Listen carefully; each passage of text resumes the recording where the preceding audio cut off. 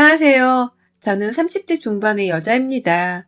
얼마 전 여기 채널의 사연을 읽다가 출산 관련으로 너무 내 일인 것 같은 사연을 들었어요. 남일 같지 않은 며느리들의 고충에 결코 무시하고 지나칠 수가 없어 제 사연도 소개를 해드려요. 세상 시모들은 다 하나같이 짜고치기라도 하는 건지 며느리의 출산을 그저 쉽고 우스운 것으로 치부를 하는 게 참 열불이 나네요. 먼저 제 소개를 해드리자면 저는 현재 돌이 지난 아들 하나를 키우고 있고요. 남편하고 맞벌이로 살고 있는 여자입니다. 출산하고서 한 달 딱 지나고 나서 바로 회사로 복귀를 했네요. 애초에 육아휴직을 그리 오래 하면서 버틸 수 있는 회사도 아니었기 때문에 길게 휴직을 내고 몸 관리를 할 생각은 없었고요. 아이 낳고서 저희 집 와주신 친정엄마가 많이 도와주신 바람에 도움 많이 얻고서 금방 회복을 했습니다. 그 시기에는 마음 추스리는 일도 중요해서 엄마한테 많이 의지를 했고요. 제가 출산하고 유독 처음 한 주가 정말 힘들었는데 그때 친정엄마가 제 옆에 없으셨다면 전 아마 지금쯤 화가 폭발을 해서는 감정을 제대로 주체하지도 못한 채 분노 조절 장애를 가졌을지도 모릅니다. 겨우 잊고 사는 지난 얘기를 지금 꺼내는 이유는 출산을 앞둔 며느리들이 꼭 좀 조심하길 바라는 마음에서 적어봅니다. 저를 많이 힘들게 했고 또 출산하는 당일 제대로 제 뒤통수를 때린 바람에 그 후 일주일간 멘붕에 빠지게 했었던 그 당사자는 시어머니십니다. 많은 시모들이 며느리한테 한 번씩 욕먹을 짓을 뻔뻔하게 강행하는 걸 오래도록 다른 이들의 사연을 통해서 들어왔는지라 잘 알고 있었지만 그래도 나한테 그런 일이 닥치게 되면 손도 쓰지 못하고 피해만 입게 되더라고요. 제가 딱 그랬어요. 저는 출산을 정말 가까스로 한 사람이에요. 저희 부부가 둘 다 결혼을 좀 일찍 한 편이고 저의 경우에는 이왕 애를 낳고 싶은 거면 일찍 낳는 게 좋을 거라고 생각을 하는 사람이었습니다. 회사를 정년 걱정 없이 다니고 있을 때에 애를 낳아야 나중에 돈 걱정도 조금 덜하고 또 아이는 제게 힘이 있을 때 잘 키울 수 있을 거라 생각을 한 거예요. 더군다나 저희 회사에서 자식에게 대학 학비가 공짜로 나오기 때문에 저로서는 꼭 제가 회사에서 잘 버티고 있을 때에 한시라도 빨리 애를 대학까지 보내고 싶었습니다.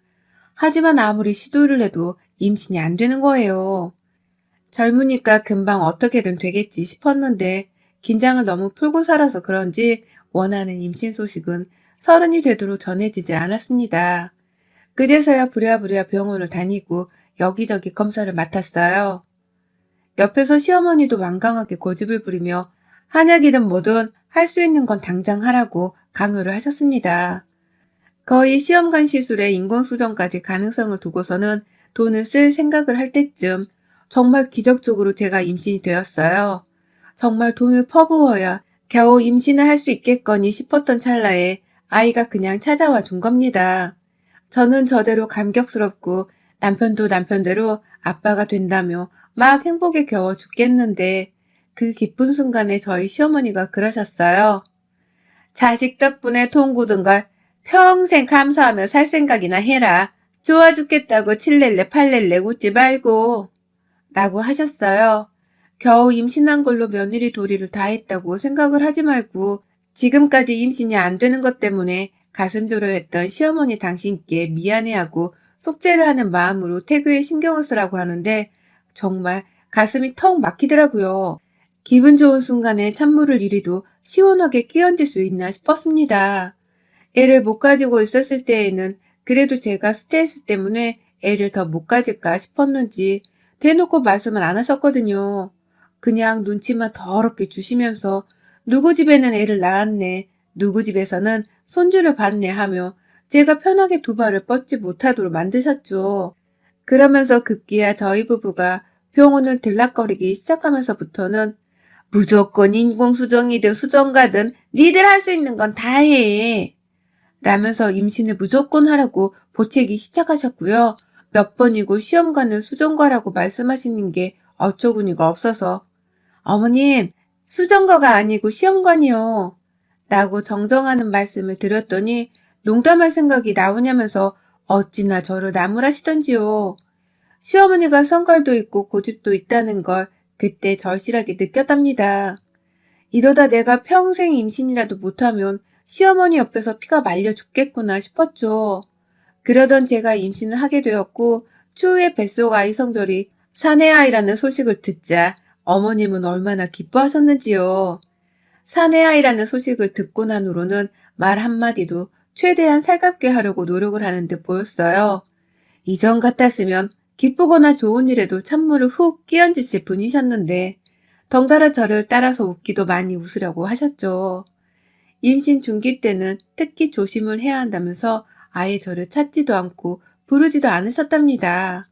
잘 먹어야 한다면서 불쑥 음식을 싸들고는 집으로 자꾸 찾아오시더니만 언젠가부터는 내가 널 그냥 내버려둬야 태교가 잘 되겠지?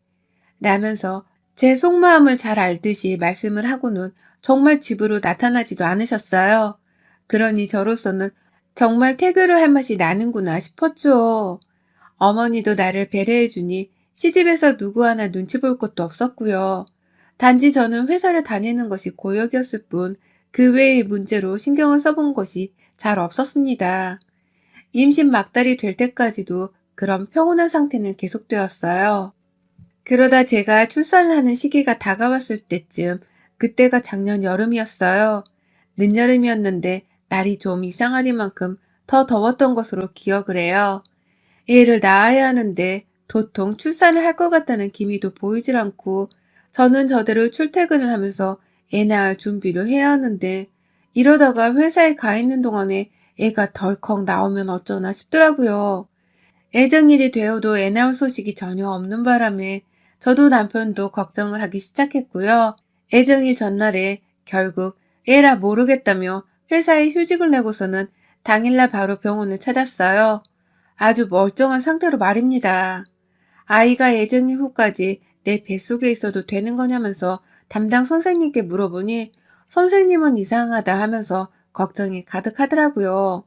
간혹 애정일을 넘기고 출산하는 경우도 많은데 그럴 경우 뱃속애가 너무 커질 수 있으니 유도분만을 빨리 해야 한다고 했습니다. 남들처럼 애정일에 딱 유도분만을 하고서 애를 낳거나 혹은 그 전에 이미 애가 나와서 품에 안고 있을 줄 알았는데 뭔가 기분이 굉장히 찜찜했어요. 해야 할 일을 마저 끝내지 못하고 뒤로 밀어낸 기분이랄까요? 아니나 다를까 주변 가족들도 저를 따라서 걱정이 이만저만이 아니셨습니다. 친정 부모님께서도 두 분이 같이 계셨음에도 불구하고 번갈아 가면서 전화를 하셔서는 제가 괜찮은지 왜 애가 안 나오는지를 묻고 걱정하느라 잠도 제대로 못 주무셨고요. 그건 시부모님도 마찬가지인 듯 했어요. 특히 시어머니는 유독 제 아이가 왜 아직 소식이 없냐면서 거의 1시간을 주기로 저한테 하루 종일 전화를 해대셨습니다. 저희 부부가 병원에 갔다가 선생님과는 3일 후에 유도분만을 하기로 결정을 하고서는 그냥 집으로 돌아왔거든요.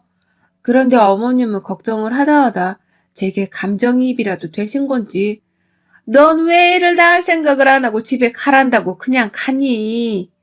라고 하면서 문득 화를 내셨답니다. 그냥 푹 나와버리면 그만인 건데 출산 하나를 더럽게 복잡하게 한다고 말입니다. 임신하는 것도 오만 유배를 다 떨어대다 겨우 임신을 하더니만 출산 한 번 하는 것도 오만 사람들을 다 걱정하게 만들고서는 분만 날짜까지 늦추냐면서요. 그때 저 남편 차를 타고 집에 가면서 시어머니로부터 그런 말씀을 전해 듣는데 진짜 이런 생각을 하면 안 되는 거지만 차라리 애를 낳지 말아야 했나 싶기도 했어요. 애 하나 낳는 게 무슨 화장실에서 똥 한 번을 싸는 것도 아닌데 이 중대한 문제를 너무 쉽게 치부하는 게 아닌가 싶어서 기분이 나쁠만 했습니다. 수화기 너머로 들린 어머님의 말씀이 누가 들어도 경우가 없다고 생각을 한 건지 남편도 그냥 끊어. 당신 아직 애 안 나왔는데 벌써 기분부터 잡치지 말고. 라며 저를 위로해주는 말을 한마디 덧붙여줬네요. 그렇게 찜찜하고 기분은 이미 잡친 상태로 집을 갔는데 도무지 걱정되고 불안해서 쉴 수가 없는 겁니다. 그래서 혼자 핸드폰으로 검색을 하면서 남들은 유도분만을 어떻게 했는지에 대해서 막 후기를 살펴보고 있었어요. 그런데 시어머니가 계속 문자를 보내오더라고요. 너 아직 소식 없냐? 너 그냥 퍼들러 자는 건 아니지? 네가 힘을 계속 주고 있어야 소식이 오든지 말든지 할 거 아니냐. 라고 하면서 계속해서 제게 잔소리를 퍼붓고 계셨죠. 어떻게든 빨리 예정날에 애를 건강하게 낳을 생각을 해야지 왜 집으로 가서는 3일 후에 낳겠다고 얘기를 한 거냐면서 말입니다. 그리고 어머님이 한마디 더 덧붙이시더라고요. 애를 뒤늦게 낳으면 애 머리가 덜 똑똑하니까 빨리 제때에 나서 잘 키울 생각을 하라고 말입니다. 제때 태어난 애가 재수도 좋고 건강한 거라는 말을 어찌나 줄줄 퍼대시던지요. 그제서야 저도 예상을 했죠. 어머님이 손주 잘 키우려고 이리 출산날까지 지나친 참견을 해가면서 정성을 쏟아붓고 계시는구나 하고 말입니다. 어머님이 다 남 좋으라고 하는 게 아니라 내 자식 좋으라고 이렇게 잔소리를 퍼부으시는 거구나 하고 말입니다. 그 생각을 하고 나니 조금은 안심이 되더라고요. 어머님이 날 괴롭히려고 하는 게 아니라 날 위해서 그러는 거라고 생각을 하는 거라고요. 그래서 어머님의 그 재촉하는 문자에 일일이 답장을 하면서 어떻게든 좀 쉬려고 하고 있는데 얼마 지나지 않아서 양수가 터져버렸어요. 3일 후 유도분만을 하자는 말을 듣고서는 3일 뒤에는 출산을 하는 줄 알고서 일단은 긴장을 아주 조금 풀고 있었는데 갑자기 예고도 없이 양수가 터져버린 겁니다. 양수가 터져본 적이 없으니 이게 무슨 일인가 싶어서 겁도 나고 긴장도 되고 뭘 어찌해야 하나 싶어서 호들갑을 떠는 와중에 진통이 오기 시작하더라고요. 선생님께 막 전화를 하니 선생님께서는 자궁이 얼마나 열린 것 같냐며 남편한테 확인을 해보라 하고 남편은 또 그걸 직접 자를 가져와서 재보겠다는 뻘짓을 하다가 저한테 한 대 얻어맞고서는 대충 2cm요 라고 하면서 전달을 하는데 선생님이 병원에 오라고 하시더라고요. 양수가 터지고 나서 너무 오래되면 아이한테 위험하다 어쩌나 하시면서 급하게 병원으로 오라고 하셨고요. 저도 정확히 다 기억은 안 나지만 부랴부랴 남편이랑 짐 싸들고서 병원으로 갔습니다. 시부모님이나 친정 식구한테 연락을 할 여유조차 없었어요. 시간은 가고 있고 혹여나 우리가 그냥 병원에 있었어야 했는데 괜히 집에 와가지고는 애가 나올 시간을 지체한 게 아닌가 싶어 미안해 죽겠었거든요.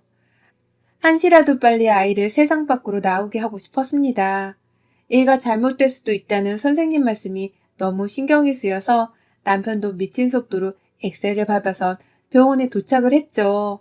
그리고 저 바로 수술을 해야 한다는 소리를 듣고서는 수술을 하게 되는 줄 알았어요. 그리고는 마음의 준비를 하면서 남편이랑 같이 대기를 하고 있었고요. 배가 자꾸만 아파오는 걸 참지 못해서 소리도 여러 번 지르며 죽는 소리를 해대고 있었습니다. 그런데 아무리 지나도 수술을 안 하는 거예요. 저는 계속해서 대기만 하고 있고 남편도 아니 아까 수술해준다고 하시지 않았어? 수술 준비가 원래 이렇게 오래 걸리는 건가? 하면서 이상하다고 자꾸만 주변을 두리번거렸어요.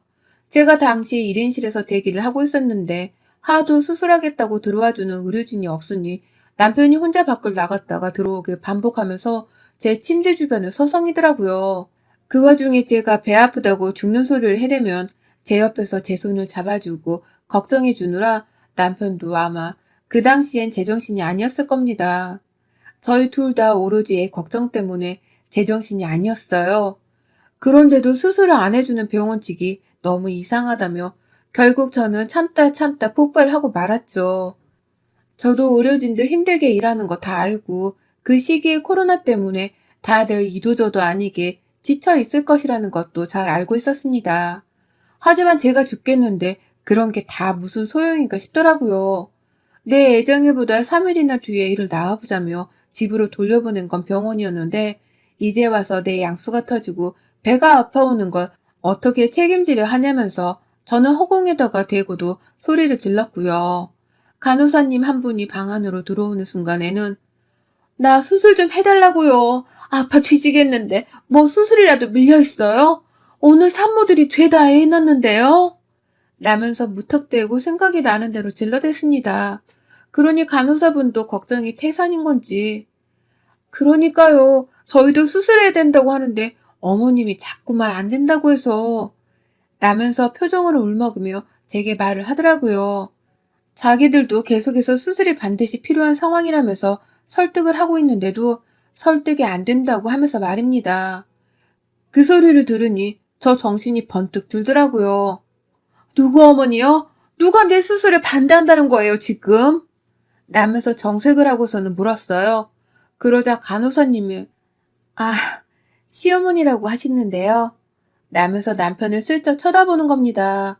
그러자 남편도 아, 설마 라면서 저를 한번 쓱 보더니 내가 나가볼게 라면서 저를 두고 병실로 나갔고요.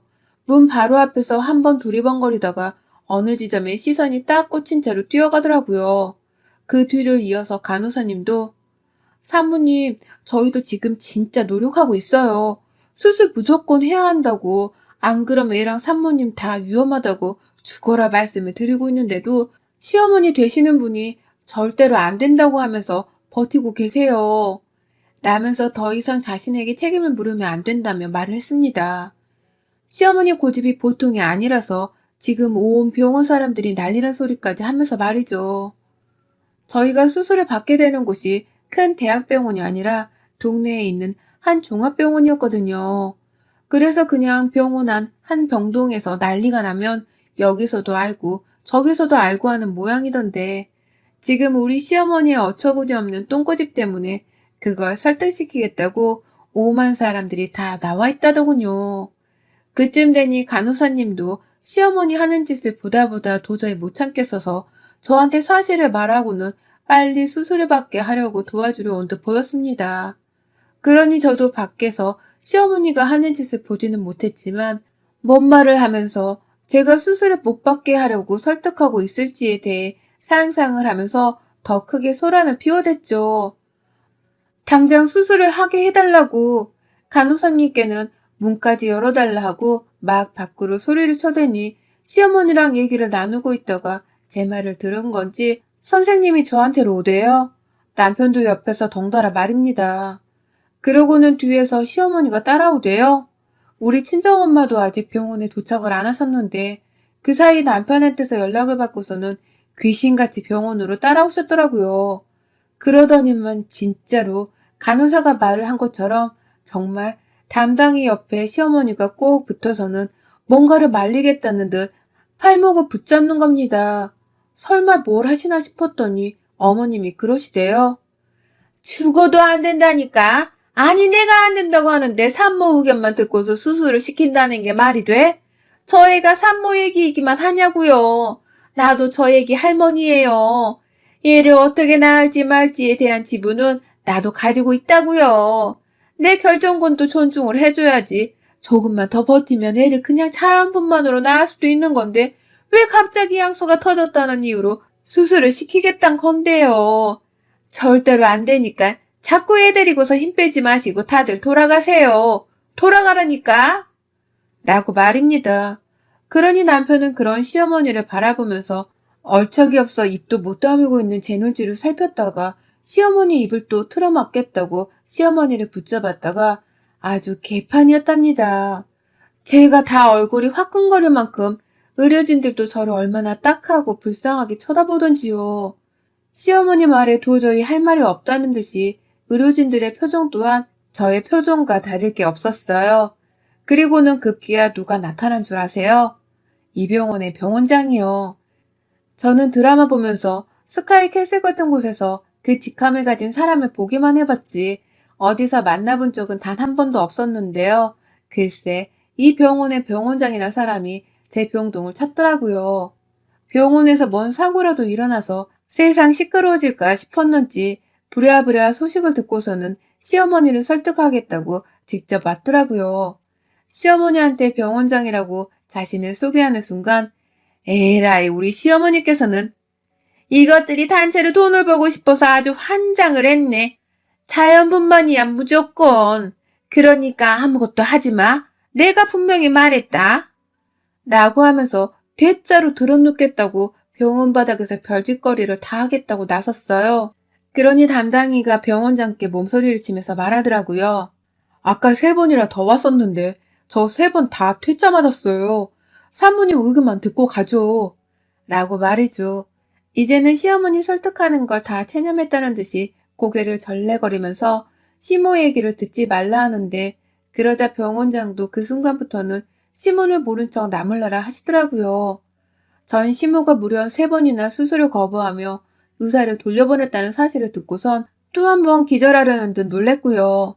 시모가 아니라 살인자 원수구나 싶어서 얼마나 열불이 터지던지요. 이게 진짜 나 하나 죽이려고 오늘날만을 기다리면서 작정을 했구나 싶어 화가 머리 끝까지 차올랐습니다. 저는 급기야 그 자리에서 저 애 낳고 이혼할 거니까 저 여자 말 그만 들으셔도 돼요. 사람 하나 죽겠네. 그냥 수술해주세요.